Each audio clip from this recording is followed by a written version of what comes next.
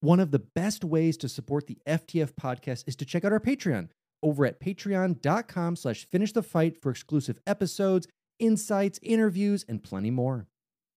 If you're an athlete, you know the greatest motivator of all is the fear of letting your teammates down. After all, a team is only as good as its weakest link. So you owe it to those wearing the same jersey as you to be your best every time you step on the field. That's why there's no vape in team. When you vape, you can expose your lungs to toxic chemicals that can damage your lungs. If you're a step behind, the team's a step behind. Brought to you by The Real Cost and the FDA.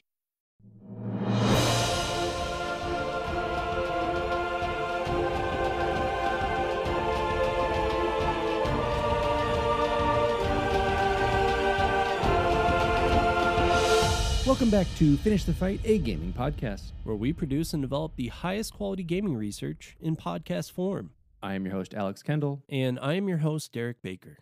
And today, we're taking it back to the early 90s. For most of you, those years don't exist. You've never heard of them. But for us, it's where we grew up, and we're going to talk about a fantastic title that shaped the technology of the time, shaped the gaming sphere of the time, being one of the most popular games ever on the PC, and shapes, even till today, what we do in all of our kind of puzzling games. And today we're talking about Myst. Yeah, Myst had a huge impact, not only in video games, but like you said, in that technological advancement.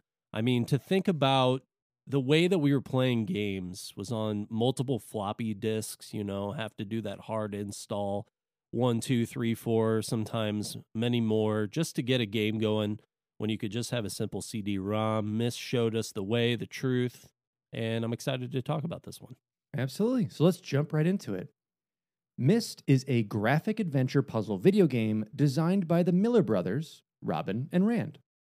It was developed by Cyan Inc., published by Broderbund, and initially released for the Macintosh personal computer platform in 1993.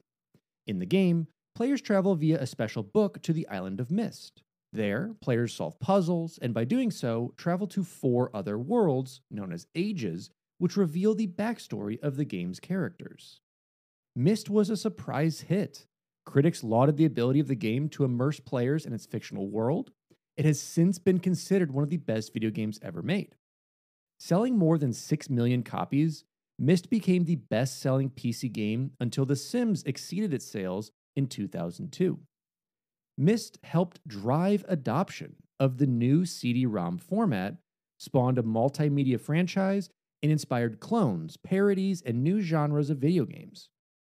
Multiple remakes and ports of the game to other platforms have been released, as well as spin-off novels and other media. So let's talk a little bit more about those two brothers. In 1988, brothers Rand and Robin Miller were living apart in the United States. Robin was taking a year off from university, writing and trying to establish state residency. Rand was a computer programmer for a bank. Rand approached his brother with the idea of making an interactive storybook using HyperCard. The brothers were not big video game players themselves, although they were familiar with Dungeons & Dragons and had played Zork. In his parents' basement, Robin did not own a computer himself. Robin began drawing pictures and creating a non-linear story that would eventually become their first game, The Manhole. The Manhole and the games that followed, Cosmic Osmo and Spelunks, were specifically aimed at children and shared the same aesthetics: black and white graphics, point-and-click gameplay, a first-person point of view, and explorable worlds. Robin recalled that the games were more about exploration than narrative. Quote, "In the projects we did for children, we didn't really tell stories. They were just these worlds that you could explore." Around 1990, the brothers decided to create a game that would appeal to adults. Among their goals were believable characters, a non-linear story, and for the player as protagonist to make ethical choices. The Millers pitched the game to Activision under the title The Grey Summons. Robin recalled that Activision told them to stick to children's games. At the time of the rejection, they were not doing well financially. Quote, "We were eating rice and beans and government cheese, and that was our diet." Facing the end of their game-producing career, Japanese developer Sunsoft approached the Millers to create an adult-oriented game. Like with the Grey Summons, the Millers wanted their game to have a non-linear story with believable characters and an ethical choice. They also wanted to produce a game with far more impressive graphics than their previous efforts. At one point, they considered making the game entirely hand-drawn. Finally, they knew their story would be a mystery. Development of Myst began in 1991. The game's creative team consisted of brothers Rand and Robin, and with help from sound designer Chris Brandkamp, 3D artist and animator Chuck Carter, Richard Watson, Bonnie McDowell, and Ryan Miller, who together made up Cyan Inc. Myst was the largest and most time-consuming collaboration Cyan had attempted at that point. Cyan took inspiration from games like Zork, Star Wars Mythic Universe, portals to other worlds like in C.S. Lewis's The Chronicles of Narnia, and the mysterious islands of old literature like the works of Jules Verne. The game's name, as well as the overall solitary and mysterious atmosphere of the island, was inspired by the book The Mysterious Island by Verne. Sunsoft was not interested in the PC market and was focused on the video game console market instead. At the time, consoles had no hard drives and small memory buffers, meaning the game had to be designed around these technical constraints. To solve this issue, they compartmentalized parts of the game's environments into the different ages. The Millers decided that most people did not like puzzles. Thus, a good puzzle would feel familiar and part of the world. Not like a puzzle, but something for players to figure out, like a circuit breaker in their house, using observation and common sense. Cyan did not have fans to please and did not know exactly who the game would appeal to. Robin felt like they did not have to second-guess their choices and could explore the world as we were designing and build a game for themselves. In a 2016 interview, Rand Miller stated that they strive to design the puzzles in Myst and their subsequent games by trying to balance three aspects: the puzzles themselves, the environment, and the story. Rand also stated that they wanted to make sure that clues to the solutions to puzzles were apparent and presented to the player in a manner for these connections to be made. Quote, "Once the player finds the solution, if they blame us, then we haven't done a good job. But if they blame themselves, then we have." The Millers prepared a 7-page game proposal for Sunsoft from their ideas, mostly consisting of maps of the islands that they had envisioned. Cyan proposed Myst to Sunsoft for $265,000, more than double what they thought it would cost to develop the game, but ultimately less than the game's final cost. Sunsoft had asked the brothers if their game would be as good as the upcoming The Seventh Guest, another CD-ROM video game that had been shown in public preview demonstrations. The Millers assured them it would.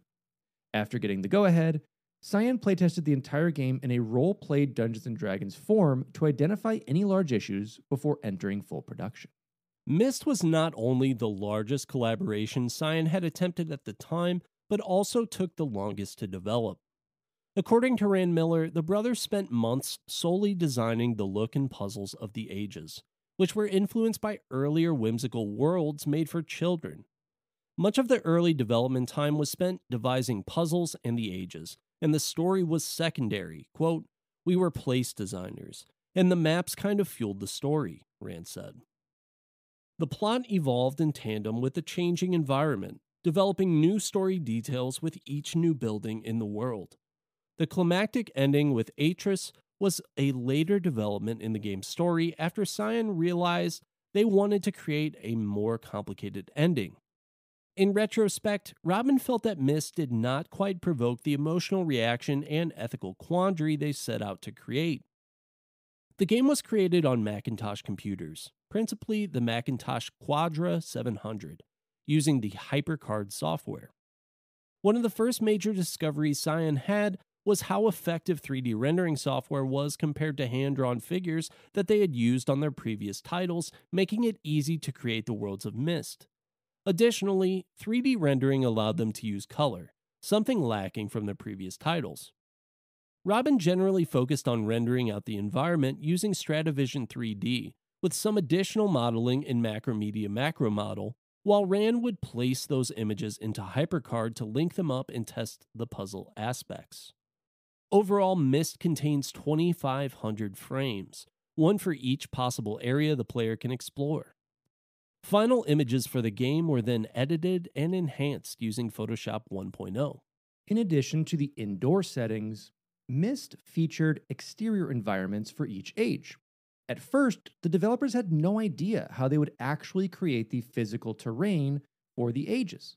Eventually, they created grayscale height maps, extruding them to create changes in elevation. From this basic terrain, textures were painted onto a color map which was wrapped around the landscapes. Objects such as trees were added to complete the design. Rand noted that attention to detail allowed Myst to deal with the limitations of CD-ROM drives and graphics, stating, quote, "A lot can be done with texture, like finding an interesting texture you can map into the tapestry on the wall, spending a little extra time to actually put the bumps on the tapestry, putting screws and things. These are the things you don't necessarily notice, but if they weren't there, would flag to your subconscious that this is fake." When Cyan began development, developing believable characters was a major hurdle. The brothers were limited to one-way communication with the player, and at any point, a player could choose to walk away and break the spell of the game, so to say. Displaying video in the game was initially infeasible. Designing around the limits, the designers created the trap books, which were location-specific one-way communication devices. The release of QuickTime, halfway through development of the game, solved that video issue that they were having. The original HyperCard Macintosh version of Myst had each age as a unique HyperCard stack. Navigation was handled by the internal button system in HyperTalk scripts, with image and QuickTime movie display passed off to various plugins. Essentially, Myst functions as a series of separate multimedia slides linked together by commands. The main technical constraint that impacted Myst was slow CD-ROM drive read speeds. Few consumers had anything faster than single-speed drives, limiting the speed of streaming data off the disk. Cyan had to go to great lengths to make sure all the game's elements loaded as quickly as possible. Images were stored as 8-bit PICT resources with custom color palettes and QuickTime still image compression. Animated elements such as movies and object animations were encoded as QuickTime movies with Cinepack compression. In total, there were more than 66 minutes of QuickTime animation. This careful processing made the finished graphics look like true color images despite their low bit depth. The stills were reduced in size from 500 kilobytes to around 80 kilobytes.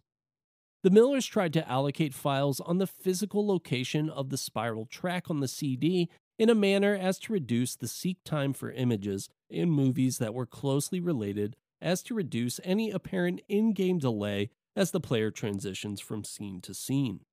Cyan playtested the game with two people sitting in front of the game, finding that they would converse with each other and vocalize their likes and dislikes compared to one person silently playing.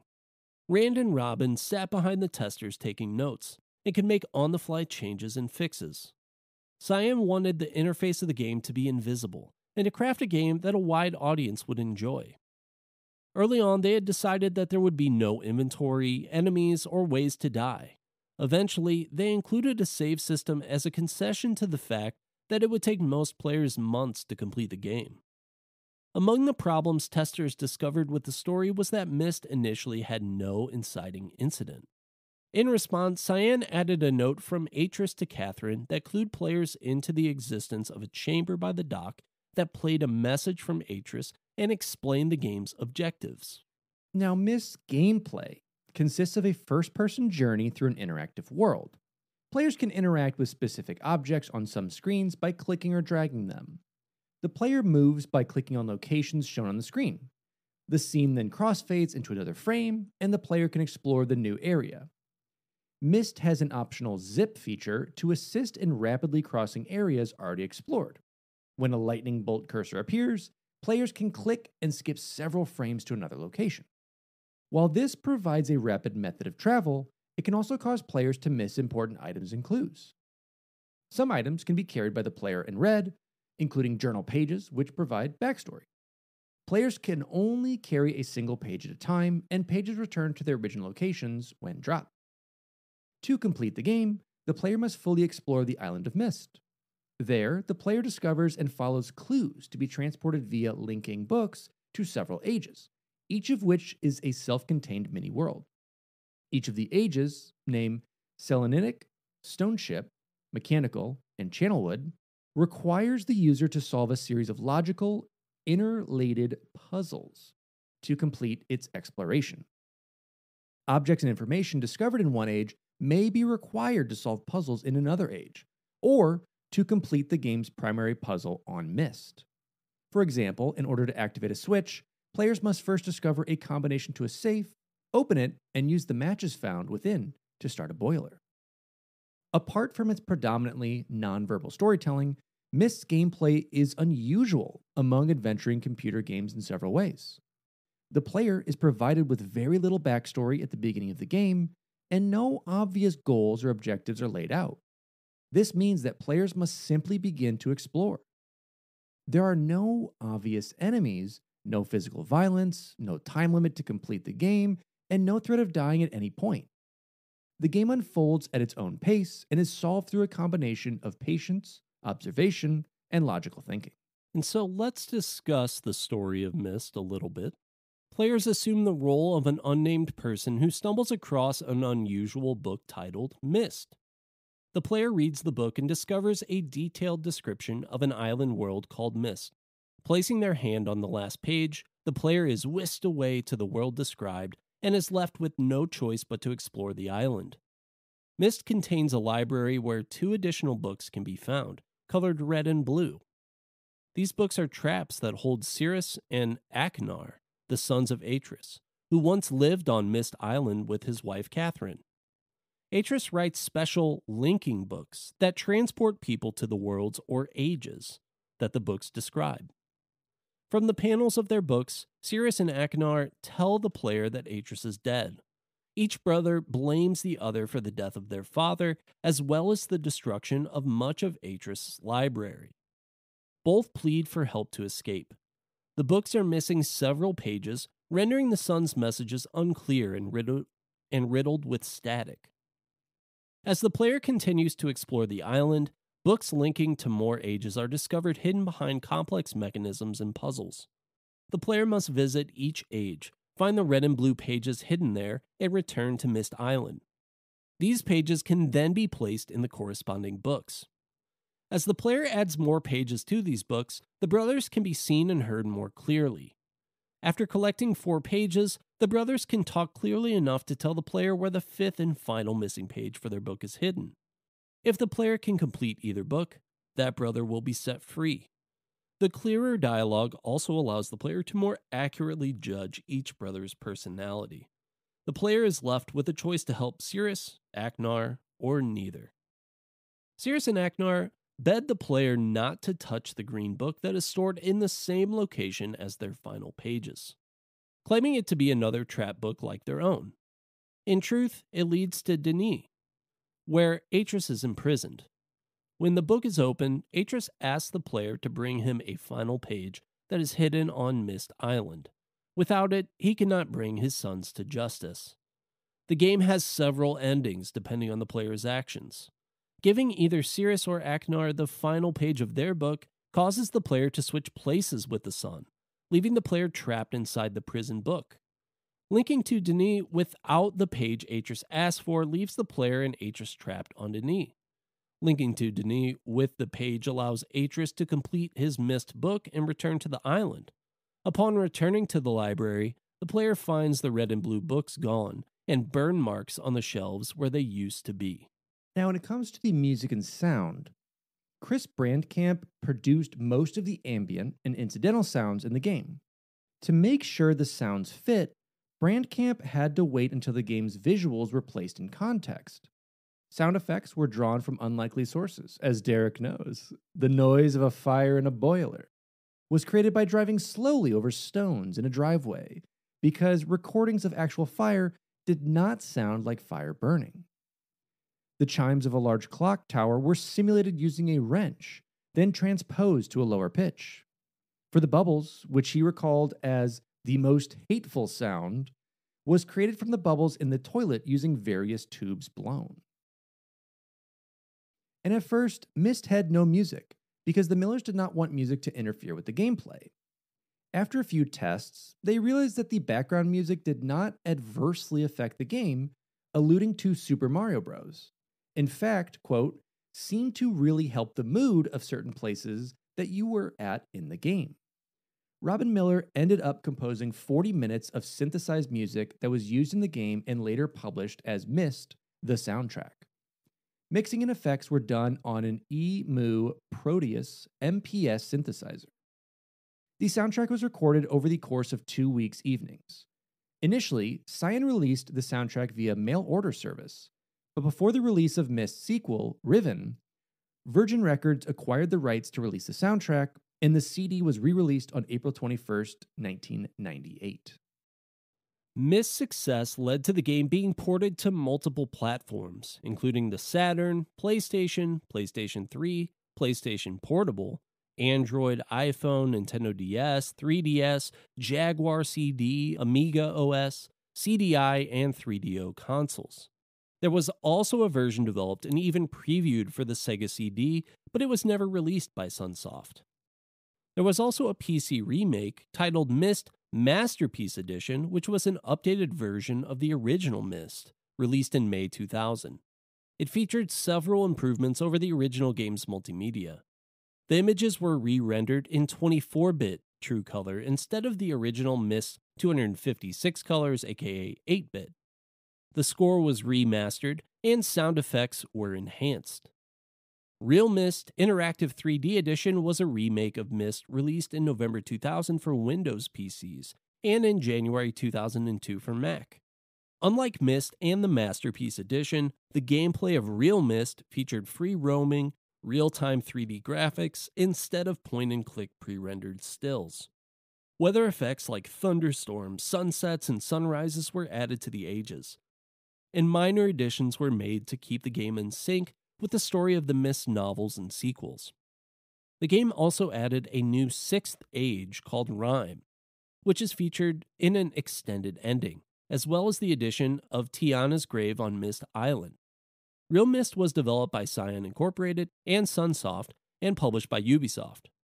While the new interactivity of the game was praised, Real Myst ran poorly on most computers of the time. Robin Miller expressed frustration with Real Myst, saying, "I only saw Real Myst after it was released. As a remake, it was a lapse of reason and directionless. Overt merchandising of the original Myst. It definitely wasn't how we originally envisioned Myst, as was promoted." Real Myst Masterpiece Edition, a visually enhanced revision running on the Unity engine that also includes the graphics of the original Myst game, was released on Windows and Mac OS on February 7, 2014. The remake was updated to version 2.0 on January 28, 2015, receiving a significant graphical overhaul in which several bugs were fixed and the detail of many models and textures was upgraded. Now, as Derek had said, there were several console and handheld ports, and we'll start with on May 18th, 2012, the PlayStation Network released a port for Myst in the form of a PS1 Classic for the PlayStation 3 and PSP. In November 2005, Midway Games announced that they would be developing a remake of Myst for the PlayStation Portable. The remake would include additional content that was not featured in the original Myst, including the Rhyme Age that was earlier seen in Real Myst. The game was released in Japan and Europe in 2006, and the US version was released in 2008. A version of Myst for the Nintendo DS was also released in December 2007. The version features remastered video and audio, using source code specifically rewritten for the Nintendo DS. The remake features Rhyme as a playable age with all new graphics set.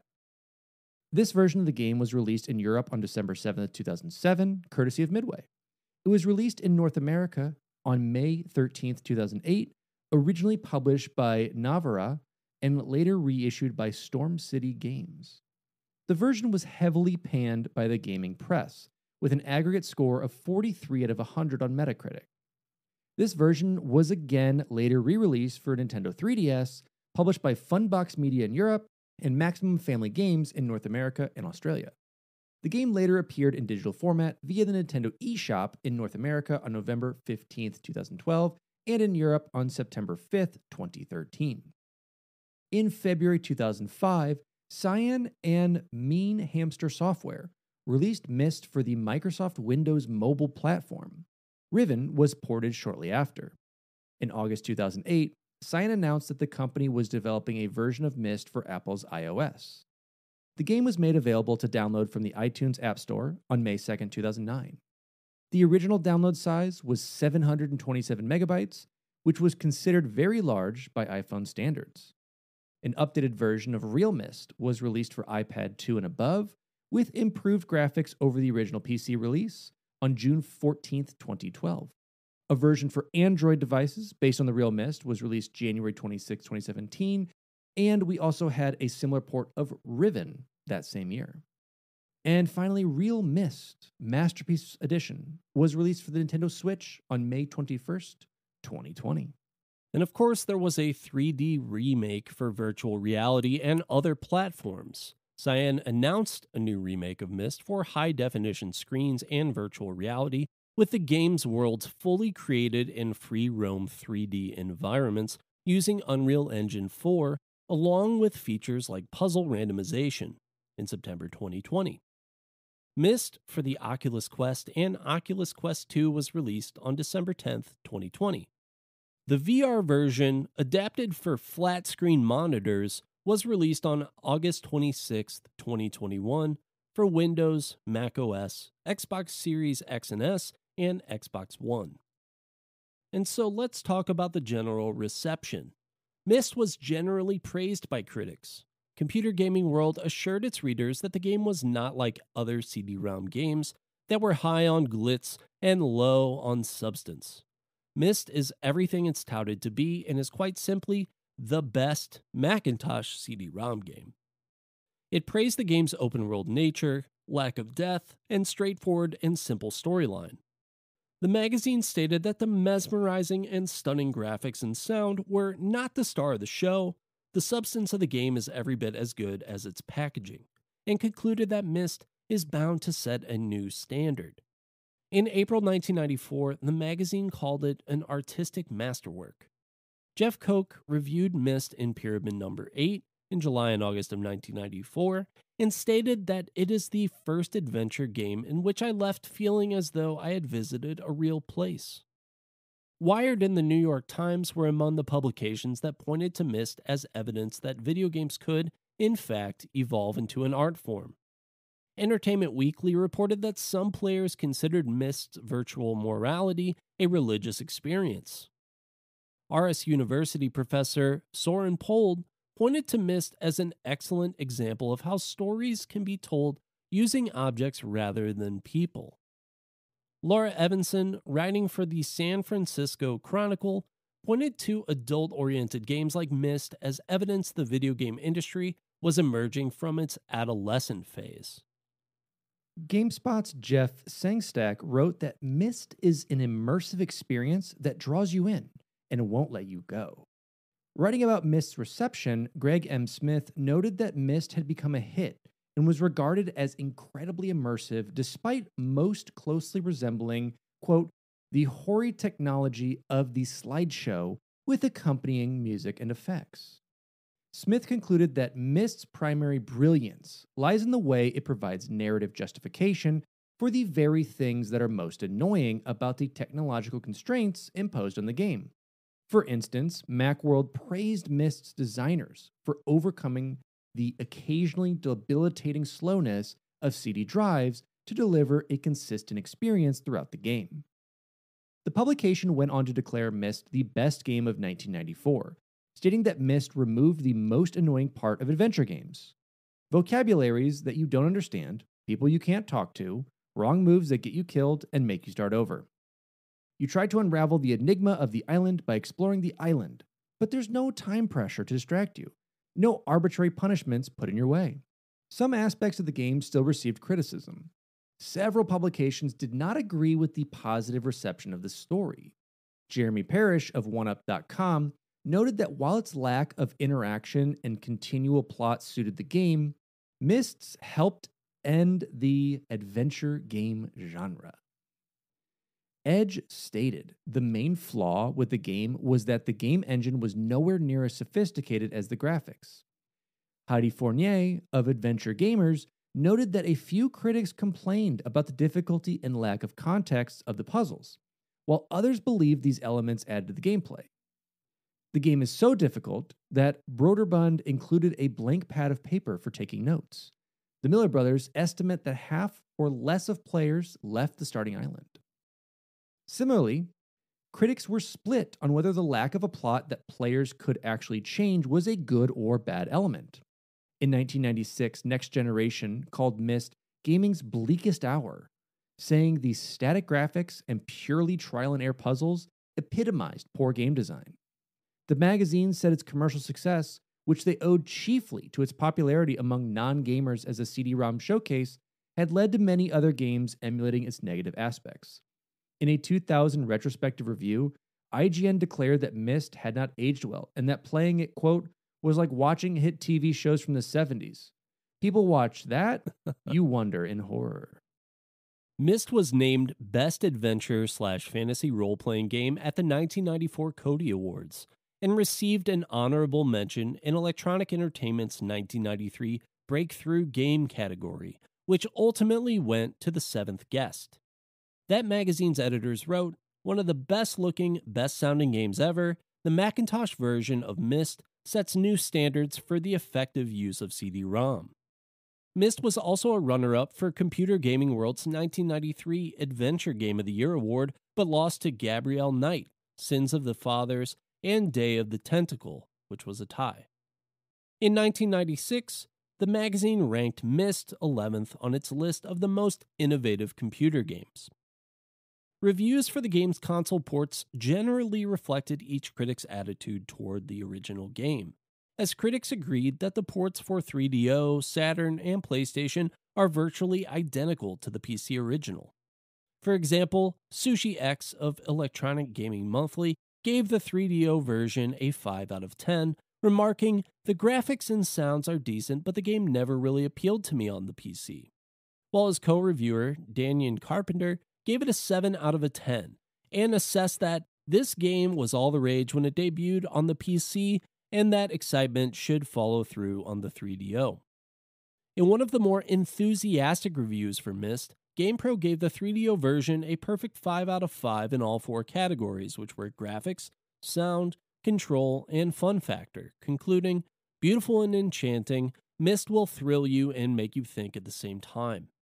The Jaguar CD version was largely ignored by reviewers, but GamePro commented that apart from the Jaguar CD's lack of a mouse peripheral and occasionally longer load times, this version too is identical to the PC original. However, the 3DS version received negative reviews even from critics who felt that Myst's popularity was merited, citing graphics and audio well below the 3DS's capabilities and the use of awkward circle pad controls in lieu of the 3DS's touchscreen. Now, Myst was, I know we talked about the nays and the yays, but Myst was an immense commercial success. Along with The Seventh Guest, it was widely regarded as a killer application that accelerated the sales of CD-ROM drives. Rand Miller recalled thinking before the game's release that selling 100,000 copies would be mind-blowing.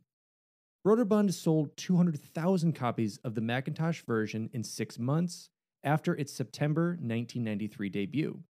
Such sales would have been enough to make it a best-selling PC game and were extraordinary in the much smaller Macintosh market. Although requiring a CD drive further reduced the potential market, the difficulty of software piracy for CD-ROM software before CD burners became popular also helped sales. The game sold 500,000 copies in its first year.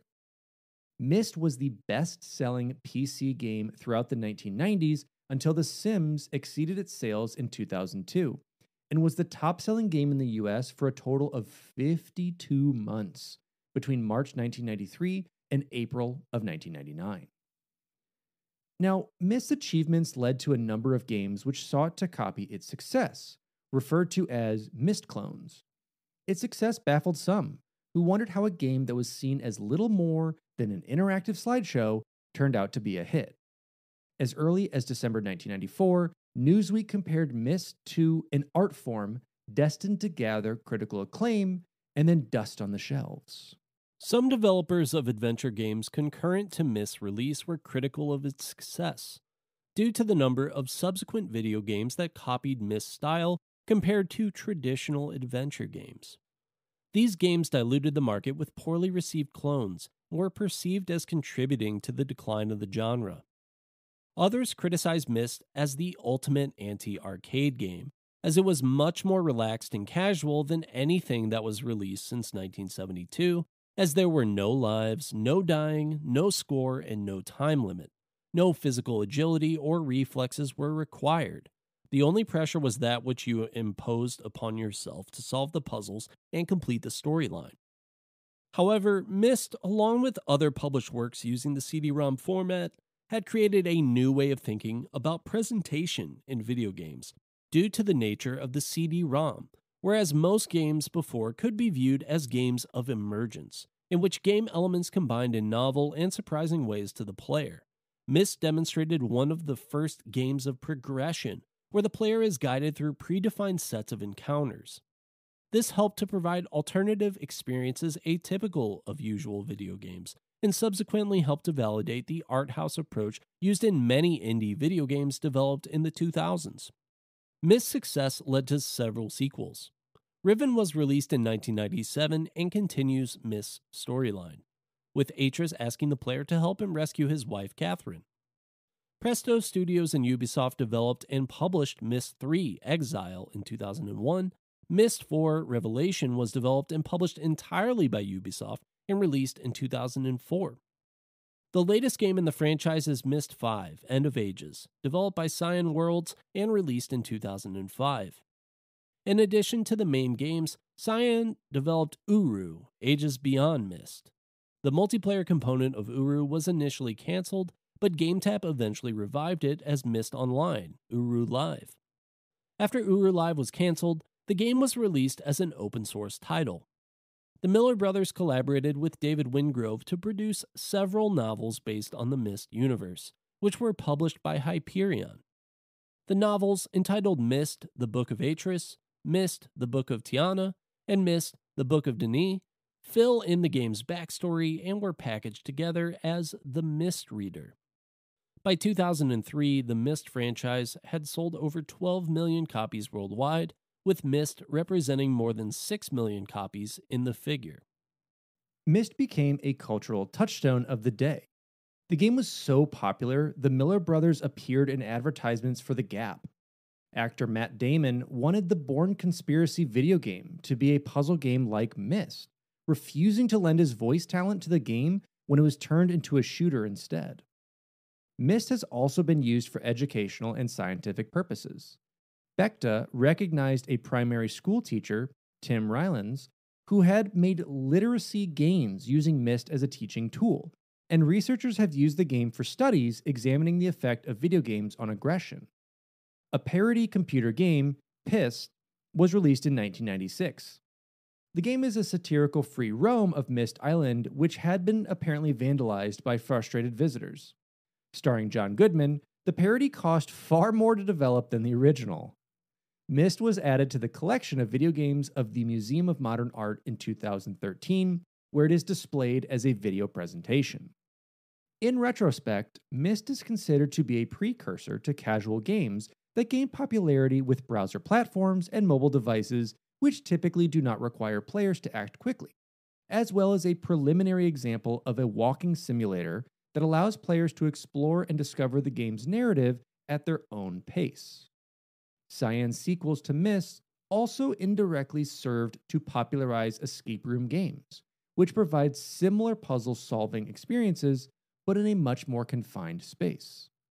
Disney approached Cyan Worlds about constructing a theme park inspired by Myst, which included scouting an island area within Disney's Florida properties that Rand Miller felt was perfect for the Myst setting. The television streaming service Hulu had obtained the rights to create a television series around Myst in May 2015. The series would explore the origin of the main island featured in Myst. The Hulu series was to be produced by Legendary Television, which had acquired the television rights from Cyan for the series in late 2014. The show was to have been produced by Matt Tolmach and written by Evan Doherty. Rand Miller stated in a September 2016 interview that with the show, we're farther along now than we've been in a long time, but timelines remain uncertain.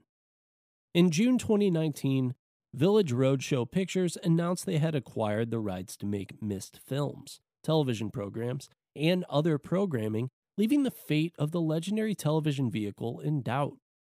Ashley Edward Miller was announced as the showrunner and writer for the show's pilot. Hey, it's Kaylee Cuoco for Priceline. Ready to go to your happy place for a happy price? Well, why didn't you say so? Just download the Priceline app right now and save up to 60% on hotels. So whether it's Cousin Kevin's Kazoo Concert in Kansas City, go Kevin, or Becky's Bachelorette Bash in Bermuda, you never have to miss a trip ever again. So download the Priceline app today. Your savings are waiting. Go to your happy place for a happy price. Go to your happy price, Priceline. And I think that last chunk of what you and I were discussing there and bringing up is such a good summation of why Myst matters in the gaming universe and why this sphere is much larger than some kind of angry reviewers in the 90s. I mean, we're coming into, especially like the mid into late 90s, more serious games, more adult-related games, M ratings getting handed out left, right, and center. Coming to that point, especially with Sony entering it, PC getting more to that. And this is really the start, and I think that's a great part. It's the start of cozy games. It's really the start of like, hey, do what you want. There's no time limit. Explore what you need. And it makes so much more sense in retrospect, seeing those reviews of like, hey, it's beautiful. It's a piece of art. And then everyone else saying, it's the death of video games. Games are done. It's interesting. Yeah. Well, it's something that we've talked about is sort of that early era of video games where everything was having just a really weird time getting away from those arcade elements of things, where it's like high scores and just, basically muscle memory and getting through different levels or whatever it might be, just through basically that. And getting that high score and putting your initials in the machine. And that stuff is all fun. And I think it still has a place. And, I enjoy going back and playing those games. But you're absolutely right. And one of the things that I really wanted to draw the comparison to before we even said it in the episode was the indie market of games. Because when you think about Myst and its development, and a lot of these games in the 90s, where they were these like smaller studios or these people just doing passion projects. I mean, then you see, it's interesting to draw the comparison because you see the success of Myst with these two very passionate brothers. Then you see sort of where the corporate version of Myst comes out, and one of the brothers is basically like, yeah, this is nothing like the experience that we wanted at all. And so that's why it probably was received poorly. Because they looked at this as just a marketing thing that they could do, and that's what they did. Well, now we're in an era of video games where there's all these big companies involved, deadlines that they want to meet in order. Like sometimes they'll release unfinished products. And then at the same time, you have this other subset of video game developers that are these very passionate small studios or these individual developers that just make the games that they want to make that end up being smash hits as well. And so I'm glad that this effort and this sort of mentality in video games is still alive and well. And Myst showed that you could do it back in the 90s. And I think that there are a lot of developers now that are still showing that you can do it today. Yeah, it's a huge point with that because we're even getting those re-releases today that are cash grabs. We saw that in some of the GTAs with GTA San Andreas and a couple others that were just like not done well. Clunky, worse than their originals, and it is that cash grab in between making it. And you're right, and like it's rare to see, especially a company owner come out who made the game and is like, yeah, we messed that up. Like I totally wasn't part of it because I just like trusted them to do it, but it was definitely just a cash grab. Yeah, like, that's definitely how I feel, and I think a lot of us feel that way right now, where the gaming sphere is catching up with the TV and movie and various other spheres of entertainment in terms of being like worth billions and billions and billions of dollars, more than it ever was thought to have been in 1996, 1993, various, when these games are being released. And it is becoming kind of bloated in that way. But we seek that salvation of like, hey, I want something that's different. That's not just a re-release of Call of Duty. That's not just a re-release of a popular game again, or a movie property, or something that is definitely half, quarter, not even totally finished. You come to the indie market. You find something that is quote unquote retro styled, but it feels good to play. You feel these games that are coming out now that are still 8-bit, 16-bit, or even dual colors, but are making you want to play it and making it fun. And I think that is what Myst was, where it's like, hey, I'm not in this to like play Street Fighter. I'm not in this to punch someone's head off. I'm not in this, to be like this cool arcadey driving game. I just want to chill. I want to get home from school, crack open like a Mr. Pibb, and I just want to go through it. And that's way too specific, so I know that's what you did. So, when you have stuff like that and bringing up the point of them being like, hey, this isn't a gamer's game. It's a non-gamer's game. You're correct. And that's what a lot of indie titles are. They bring over people who may not be gamers into gaming. Look what Animal Crossing did in 2020. It exploded sales. It became like the cult classic that everyone started playing together of like, hey, how's that town going? We can't leave right now. So how's your town going? Yeah. And like bringing this routine. And that brought in just so many other people. Look at the Switch itself. Bring in non-gamers to be gamers in their own way, whether that's just playing through Stardew Valley, whether that's playing, a Nintendo titled IP, or, a silly other fun game. They're all available to us now. Yeah, absolutely. And I think that the story of that really does end up being a lot of just care for the product will, I think, more often than not result in a good reception of that product. And there were some examples of that really like throughout the episode, I guess, that I want to just hit on. One of the things that I thought was interesting and really stuck out to me personally was them saying, like, in the puzzle building process, if the gamer blames us, then we did something wrong. But if the gamer blames themselves, then we know that we did something right. I think that's a really interesting introspective view to have. And I think that I personally wish more developers thought about it that way, because I think there are a lot of times in video games, especially the modern games, where we get really caught up in the spectacle of it all, that sometimes the things that should be really obvious are not. And you sort of think, well, why would they design that in that way? That doesn't really make any sense.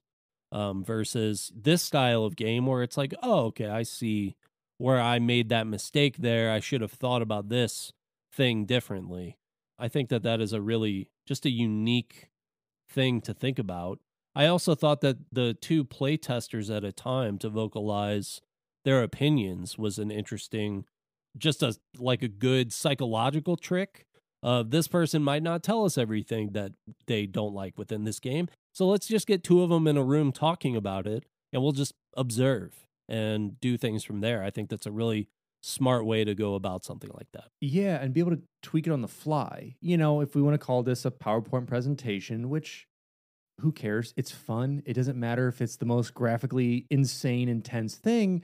But yeah, being able to be like, hey, this is not working, or hey, this is kind of weird, and be like, okay, boop, boop, boop, boop. How does this work now? Oh, I like that better. Yeah, and like having those conversations and making it a human experience. Well, and then just stacking, basically the way that the files are on the CD-ROM, so that they're trying to think about the overall experience.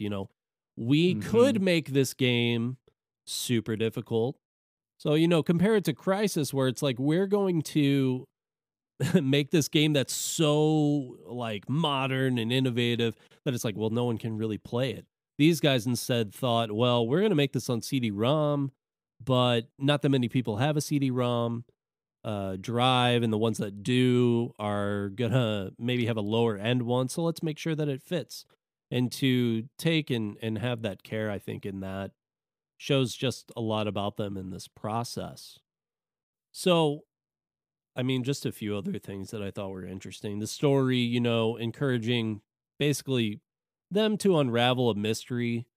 I think that is, again, really akin to the modern indies.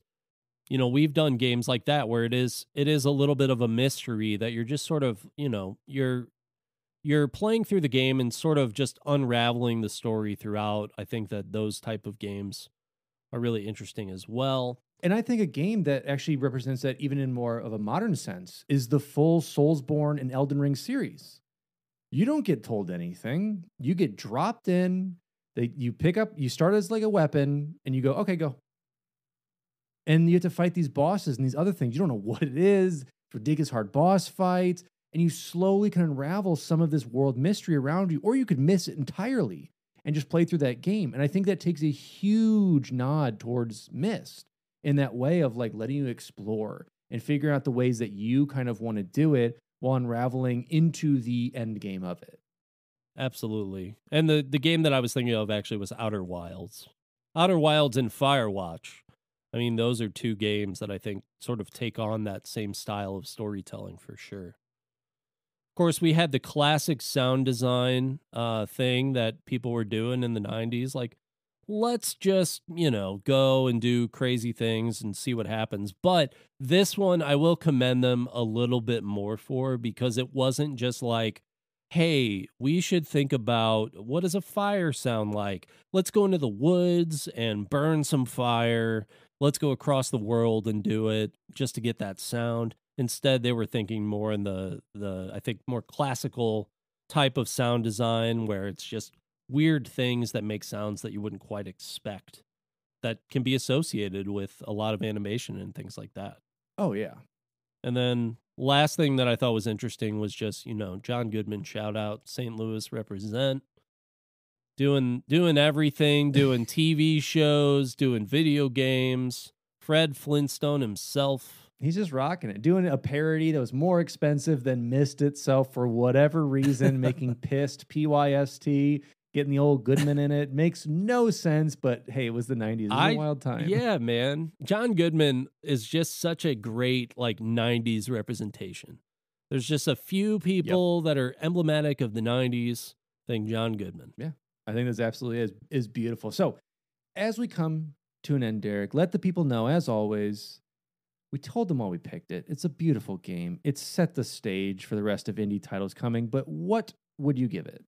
I think the game for me is a tough one, because some of those criticisms that were happening, I think I agree with, but only retrospectively, only today, because you can go and look at the original gameplay for Myst, and it's got backgrounds that are, the stages basically look like a Super Nintendo game, more or less. A lot of nostalgia in that style of gameplay. I think that trying to place myself in the 90s, this game is like a 9 out of 10. Just a fantastic new development in gaming that really led the way for so many things that even if you are not a fan of that kind of game, maybe you were just like, I want more games like Doom, things like that. That's my throwback game. A game like Myst is not going to compare. But for what it is, what it was trying to do, I think it did a 10 out of 10 job. Just a 9 out of 10 for me. What about you? Yeah, I'm going to have to agree with you there. And retrospectively, there's plenty of games from our childhood that I think are fond at the time. It's kind of hard to jump back into them, from modern controls to either a basic looking kind of slow slog. I think of it the same way of trying to play through Pokemon Red and Blue compared to any of the newer versions, just how slow the OGs were, just compared to how fast and technology caught up for it. But I mean, I would have to give it an 11 out of 10, 12 out of 10 for totally redefining the cozy game, the puzzle genre, the platforming genre, the action genre. We wouldn't have, we wouldn't have the Talos principle with it. We wouldn't have Portal if we didn't have Myst. to start that off in fun puzzle games, making puzzle games not just like, oh, turn left, turn right. Oh, there it is. Or actually physically putting puzzle pieces in, but solving clues, like point and click adventure games.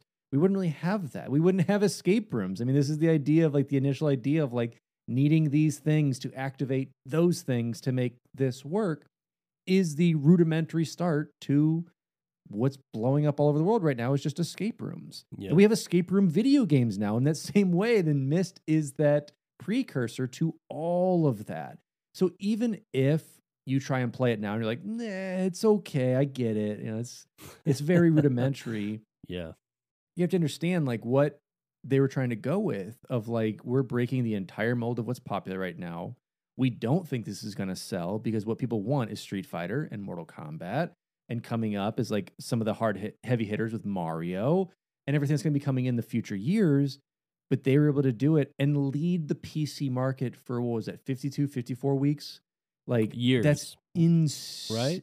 Insane to have. Yeah, how many like weeks? Sorry, months, 52 months. Excuse me, to like have that for years and years and years and years going through is just a testament to the lasting prowess of it. Yeah. So if I had to give it a rating, I would give it a Wario voice. Oh, I missed. Out of 10. I missed. How about oh baby?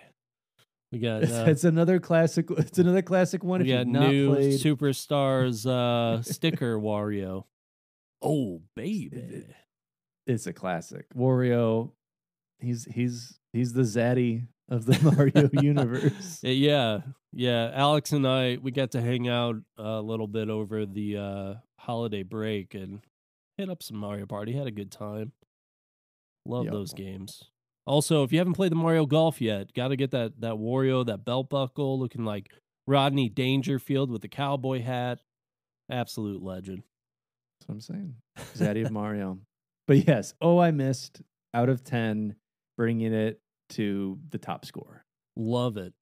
Research for this episode was done by Alex Kendall and Derek Baker. The intro and outro music was given to us by our friend Evan Barr, and our lovely artwork was provided by Aaron Shattuck. Beautiful people, as well as some beautiful people over on our Patreon. You can check us out at patreon.com/finishthefight. Have a few select members to thank today with Snide T-Bird, Nick Hyman, and Anthony Gooch. Thank you so much for your support. You can find this podcast on Apple Podcasts, Spotify, or most likely your favorite podcast listening platform. If you haven't yet, please drop us a review. It helps us out a lot, and we love to hear from you. You can also catch us over on Twitch. You can see me at twitch.tv/Sourman70. That's twitch.tv/SOURMAN70. As well as Derek over at twitch.tv/TheBakerman247. That is twitch.tv/TheBakerman247. You can follow this podcast on Instagram and Twitter. We are also on Discord. It's free to join, and we would love to see you there.